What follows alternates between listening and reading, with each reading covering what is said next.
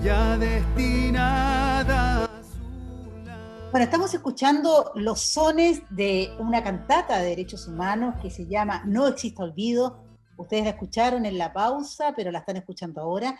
Esa es una cantata que hizo un conjunto musical chileno de una trayectoria ya de más de 15 años que se llama Imaginación y que precisamente compuso esta cantata para que colocar en el centro, a través de la música, este concepto de que no exista olvido, que la verdad, la justicia y la memoria son parte fundante de una sociedad que requiere avanzar en democracia.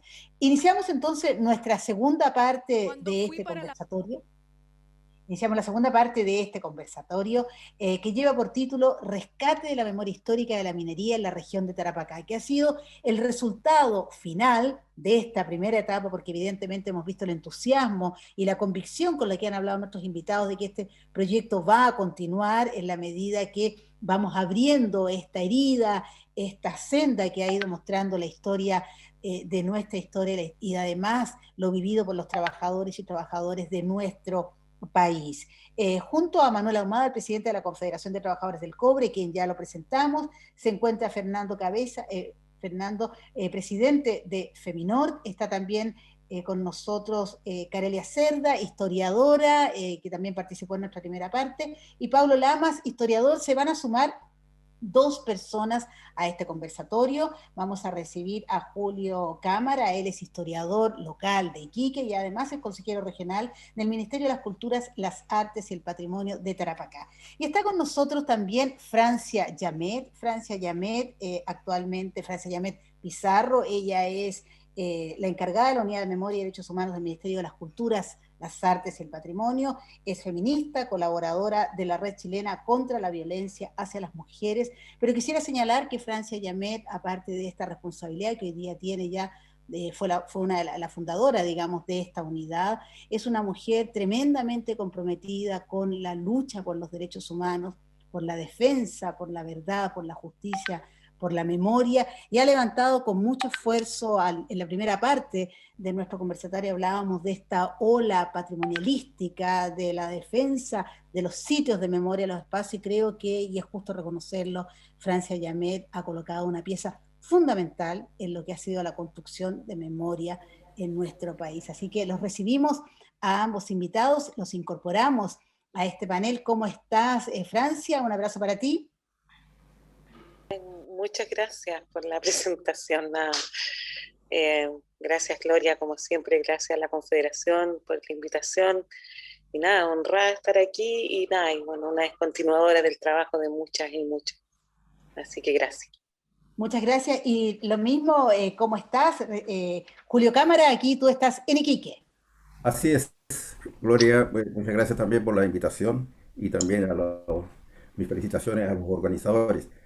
Solamente una aclaración de tu presentación, no soy historiador, digámoslo más bien aficionado un poco a la historia, pero no soy historiador. Hay historiadores ahí en el panel, está Carelia y hay otro historiador más. Yo no soy historiador. Pero sí es un hombre que conoce de la historia. Así es. Entonces, en las artes, en el teatro, mucho y en la música, y eso lo sabe Francia, hablamos de artistas que son profesionales y artistas que son de vocación. Y esa vocación es muy fundamental y muy, muy importante en esta colaboración, sobre todo lo que hablábamos al principio de la necesidad de que ha sido la ciudadanía que se ha ido empoderando de estos temas de recuperación de memoria histórica. Gracias por la aclaración. Bueno, vamos a iniciar entonces, como lo hicimos en la primera parte, hay una cápsula musical hecha por mujeres artistas locales y luego vamos a ir a la cápsula que va a dar cuenta del periodo en el cual vamos a entrar en este conversatorio.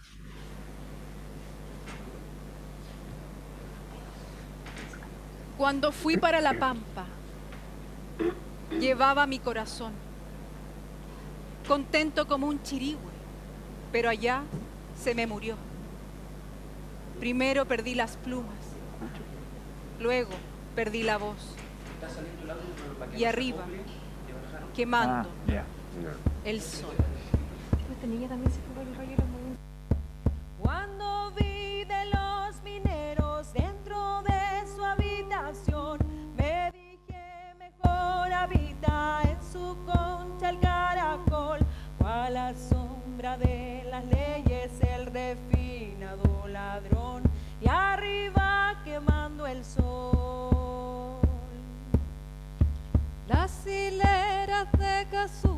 frente a frente, sí señor, las hileras de mujeres frente al único pilón, cada una con su balde y su cara de aflicción, y arriba quemando el sol.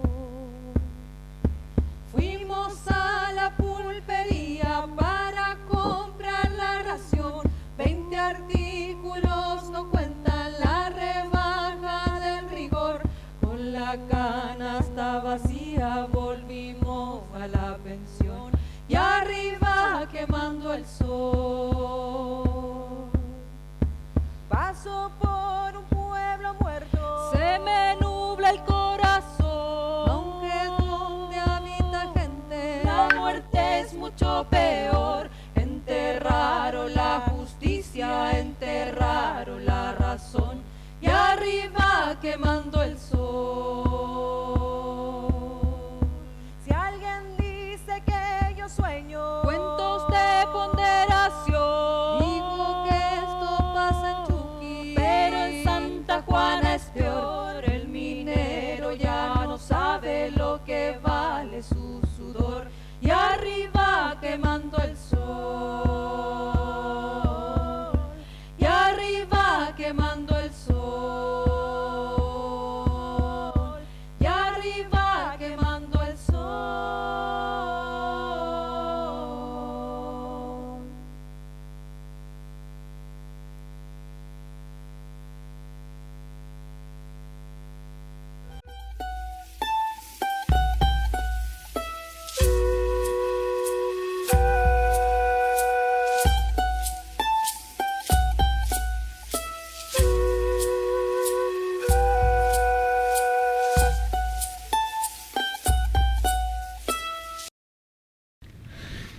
Ya, Francisco, mira, después vamos a contar toda la travesía que hicimos para llegar acá, pero primero cuéntanos y cuéntale a la gente dónde estamos y además con quién estamos.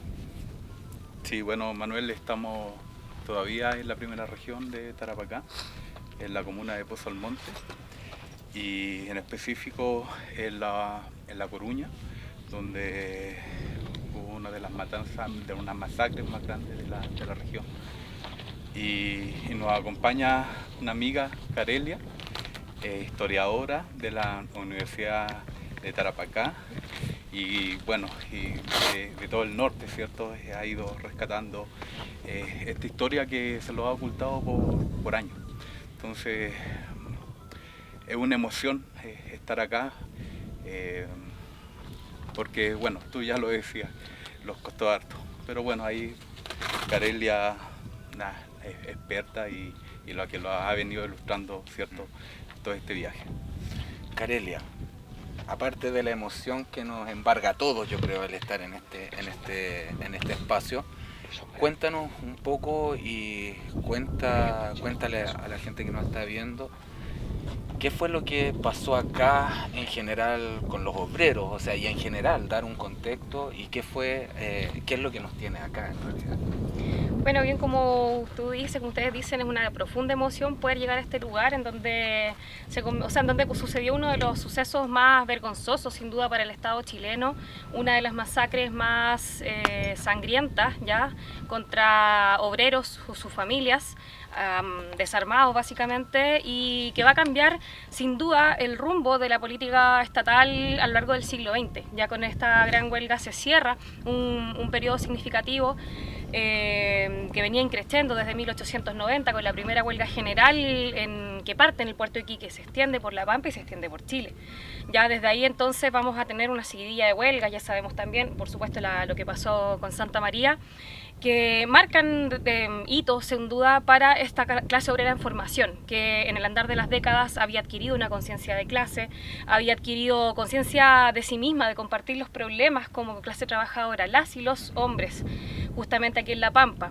Y bueno, llegado 1925, en medio de una crisis económica, ya por el producto de la caída de la economía salitrera, política, en términos de lo que estaba pasando con el presidente Alessandri, que estaba en exilio, golpes de Estado, la necesidad sin duda decirlo también, que se conecta con el contexto actual de una asamblea constituyente para cambiar las leyes del juego y que favorecieran a la clase trabajadora que está pujante por ocupar también su representación en las instancias políticas, en el Parlamento básicamente, y que no la tenía.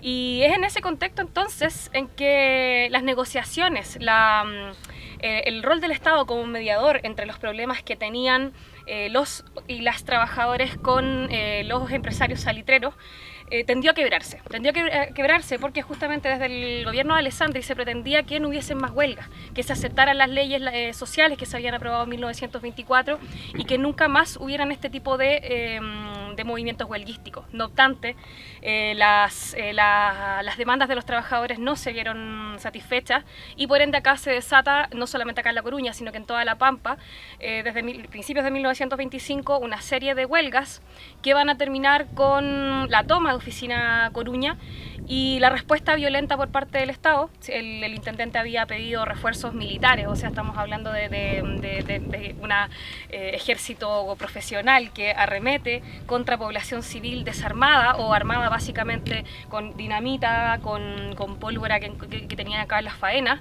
pero que no se equipara. Desde ahí entonces se intentan negociaciones con los trabajadores, principalmente con los líderes de la FOCH, los líderes del Partido Comunista, y no se llega a buen puerto. Entonces, ¿qué hace el Estado?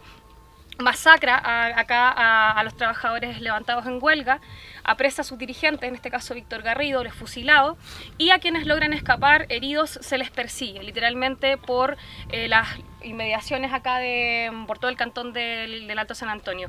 Entonces, básicamente lo que marca la masacre de La Coruña es esta forma en que el Estado intenta poner punto final, disciplinar al movimiento de obreros y obreras para que nunca más se generen este tipo de huelgas, darle un castigo ejemplificador, por así decirlo. Y eso significó una masacre muy sangrienta.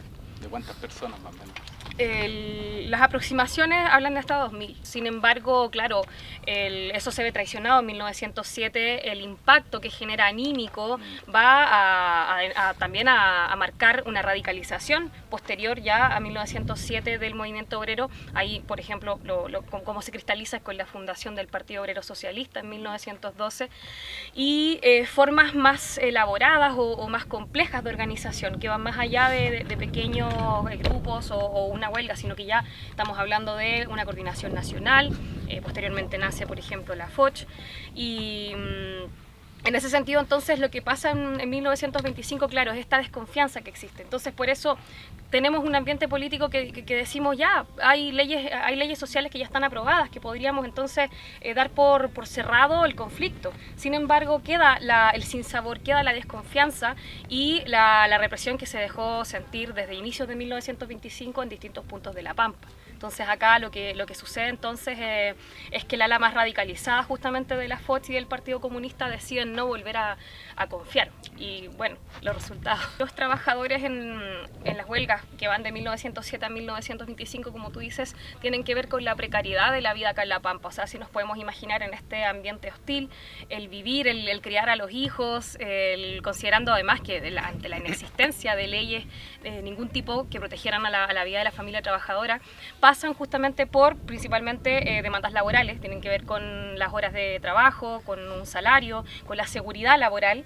ya porque los accidentes acá estaban a la orden del día, ya, y por otra parte también tienen que ver con la calidad de vida, con la vida doméstica. O sea, si pensamos por ejemplo en 1907, cuando se reclama justamente por la diferencia entre el peso y el valor que tenían los alimentos en la pulpería, o el mal estado en el que derechamente se encontraban en la pulpería. Entonces ahí tenemos como un cruce, por así decirlo, de una demanda que quienes son las que administran finalmente esa miseria son las mujeres en la casa, y quienes, bueno, lo toman como parte de su petitorio son los trabajadores. Sin ir más lejos y escapando un poquito del marco temporal de estas dos huelgas, vamos a tener hacia 1940-41, en que tenemos ya las mujeres también organizadas en otras instancias como el MEMT, y que, al menos documentadamente, por primera vez van a desarrollar una huelga, ¿ya?, que tiene que ver con lo doméstico, que tiene que ver con la vida material y cotidiana. Entonces, ante la carestía, ante la falta y la poca diversidad de productos en las pulperías, derechamente protestan contra los pulperos, hacen una huelga, o sea, es una manifestación, y deciden no cocinar, porque con lo que hay no alcanza, con lo que hay no se puede alimentar al trabajador. Esa era la huelga de la olla, la huelga no de la huelga las cocinas de las apagadas. cocinas apagadas, eso sí. Eso fue en 1941, en Calacala, en Santa Laura. En Oficina BRAC también, que había fuerte presencia del MEMT. Entonces vamos a tener que hasta mitad del siglo XX, incluso cuando ya el ciclo del salitre ya había entrado en su fase final, todavía las y los trabajadores siguen demandando el mismo tipo de necesidades. Exactamente. Reivindicación y petitorio, que lo hemos visto a través del recorrido que nos hemos dado. Y efectivamente los petitorios, y no solamente de los trabajadores, sino que los petitorios de las comunidades también en la zona, se asemejan mucho. O sea, tiene que ver con calidad de vida, con el vivir mejor, el vivir bien. Recabarren en algún momento lo decía, lo único que queremos los trabajadores es vivir mejor, vivir bien. Entonces, y se vincula a eso hasta el día de hoy. Yo creo que básicamente la historia, como se ha implementado los diseños curriculares por parte del Estado chileno, justamente como tú bien dices, han tendido a borrar cierta parte de la memoria, a oficializar una memoria, que finalmente es lo que todos tenemos como un pasado en común, ¿cierto? Pero finalmente la clase obrera es este pasado, es justamente un pasado que no es heroico, que no es brillante, sino que está marcado por las masacres. El comportamiento finalmente del Estado chileno ha sido cuestionable, ha sido profundamente incluso criminal hacia principios del siglo XX. Bueno, y en otras coyunturas que, sin ir más lejos, ya de los años 70 y durante 17 años en nuestro país, 18 de octubre de 2019. Entonces, de esta forma se cristaliza una sola historia, una historia nacional que supuestamente nos representaría a todos y todas, pero la historia desde abajo, como nosotros las y los historiadores la asumimos, nos habla de otros sucesos, de otros procesos que tienen que ver entonces con la lucha de clases, que tienen que ver con esta constante contradicción entre capital y trabajo. Desde ahí que, claro, es una herramienta, o sea que encontrar el pasado controla el futuro. Y por supuesto que cuando asumimos y investigamos y difundimos justamente la historia desde otra perspectiva, lo que hacemos no es solamente hablar del pasado, sino que también es mirarnos con nosotros como sociedad y qué queremos recordar, qué aprendizajes vamos a tomar y qué perspectivas de futuro tenemos. Y creo que eso es vital justamente hoy en día para los sindicatos, para las federaciones obreras, para los y las estudiantes y en realidad para todos los movimientos sociales. ¿Qué queremos como sociedad más allá de la hegemonía del Estado en manos de los grupos de poder? Chiquillos, los invito a seguir recorriendo, a empaparnos con el dolor de nuestro corazón de repente recorriendo esto. Queremos dejar un testimonio también, vamos a dejar unas banderas de la Confederación para dar cuenta de que el movimiento obrero actual va a seguir en la defensa de estos espacios históricos, porque es nuestro pasado, pero también si no tenemos conciencia de nuestro pasado, nunca vamos a poder proyectar un buen futuro. Así que eso, pues sigamos recorriendo.